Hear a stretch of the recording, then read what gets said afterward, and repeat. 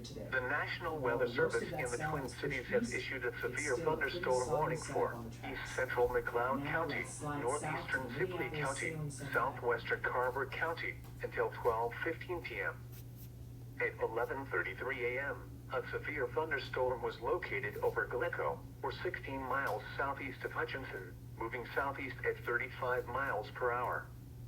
Expected hazards include golf ball size hail and 60 miles per hour wind gusts.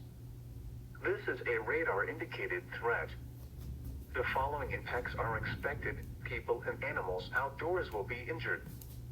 Expect hail damage to roofs, siding, windows, and vehicles. Expect wind damage to roofs, siding, and trees. Locations impacted include Glencoe Airport, Plato, Hamburg, and Green Isle. Anyone outdoors should move to shelter inside a well-built structure and stay away from windows. The storm is capable of producing dangerous hail and damaging winds. Repeating, a severe thunderstorm warning has been issued until 12:15 p.m. for the following counties in Minnesota: Carver, McLeod, and Sibley.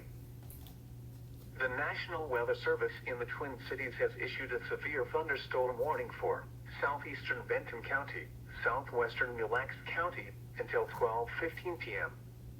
At 11:36 a.m., a severe thunderstorm was located 7 miles southeast of Foley, or 18 miles east of St. Cloud, moving east at 25 miles per hour.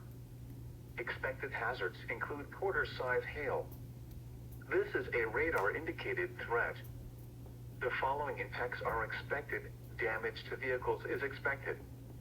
Locations impacted include Parents, Dew Elm, Foley, Ronaby, Glendorado, Princeton Airport, and Princeton. Seek shelter inside a well-built structure and stay away from windows. The storm is capable of producing large hail.